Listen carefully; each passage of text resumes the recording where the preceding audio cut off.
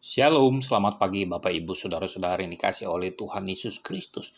Firman Tuhan hari ini saya ambil dari 2 Korintus 5 ayat 1 sampai dengan yang ke-10. Demikian bunyi firman Tuhan. Karena kami tahu bahwa jika kami berkemah di tempat kediaman kita di bumi ini dibongkar, Allah telah menyediakan suatu tempat kediaman di sorga bagi kita, suatu tempat kediaman yang kekal, yang tidak dibuat oleh tangan manusia. Selama kita di dalam kemah ini, kita mengeluh, karena kita rindu mengenakan tempat kediaman sorgawi di atas tempat kediaman kita yang sekarang ini. Sebab dengan demikian kita berpakaian dan tidak kedapatan telanjang.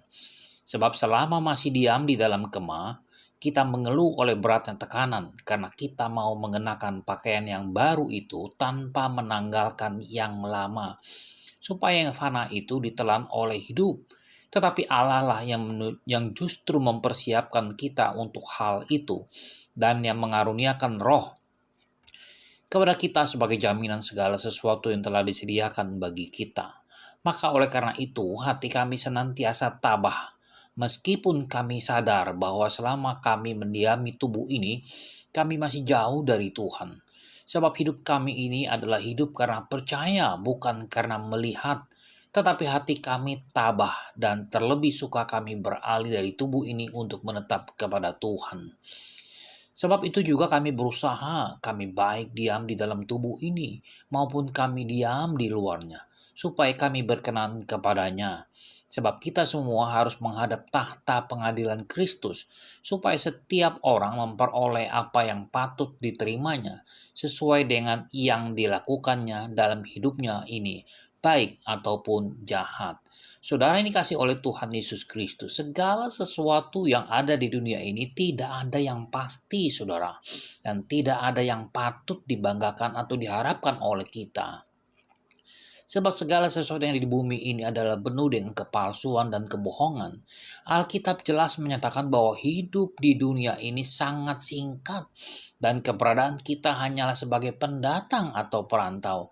Bahkan Rasul Paulus juga menasehati saudara-saudaraku yang kekasih, aku menasehati kamu supaya sebagai pendatang dan perantau kamu menjauhkan diri dari keinginan-keinginan daging yang berjuang melawan jiwa. Demikian kata 1 Petrus 2 ayat yang ke-11.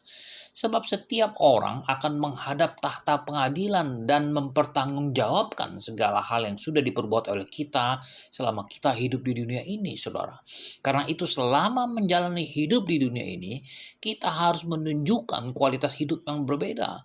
Kualitas hidup sebagai anak raja, sebab Tuhan kita adalah raja dari segala raja, Dia yang bertata di dalam kerajaan sorga, saudara. Oleh karena itu kita harus menunjukkan kualitas hidup yang berbeda daripada orang duniawi ini. Penting sekali memperhatikan bagaimana cara kita menjalani hidup ini. Sebab Tuhan tidak akan memperhatikan cara kita yang mati, saudara. Tetapi bagaimana cara kita hidup. Kristus sendiri yang adalah Tuhan sudah mengalami kematian dengan cara yang tidak terhormat, yaitu tergantung di kayu salib, mati di atas kayu salib, saudara. Sebab firman Tuhan di dalam Galatia 3 ayat 13 mengatakan, terkutuklah orang yang digantung pada kayu salib. Tetapi di balik kematiannya itu ada satu rencana yang indah, saudara yang dikasih oleh Tuhan Yesus Kristus.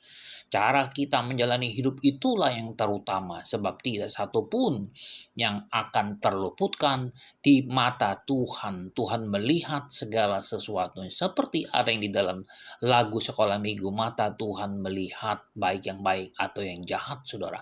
Tidak ada suatu makhluk apapun yang tersembunyi di hadapannya, sebab segala sesuatunya menjadi telanjang dan terbuka di mata Dia, yang kepadanya kita harus memberikan pertanggungan jawab. Demikian kata Ibrani 4 ayat yang ke-13.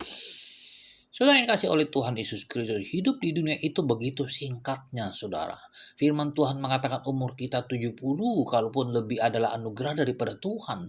Ibarat orang yang sedang berkemah, saudara. Suatu saat kemah itu akan dibongkar. Bagi orang yang hidup benar di mata Tuhan, Tuhan itu telah menyediakan tempat kediamannya di sorga, saudara. Bahkan William Shakespeare mengatakan, orang yang selalu ingat sorga pasti akan berperilaku seperti para penghuni surga. Karena itu, janganlah kita hidup dengan sembrono. Sebab barang siapa menabur dalam dagingnya, ia akan menuai kebinasaan dari dagingnya. Tetapi barang siapa menabur dalam roh, ia akan menuai hidup yang kekal dari roh itu. Saudara yang kasih oleh Tuhan Yesus Kristus, maukah saudara dan kita semua menikmati kehidupan kekal di sorga nanti? Saudara, oleh karena itu, persiapkanlah diri kita mulai dari sekarang. Selamat pagi, selamat berkarya, dan Tuhan berkati.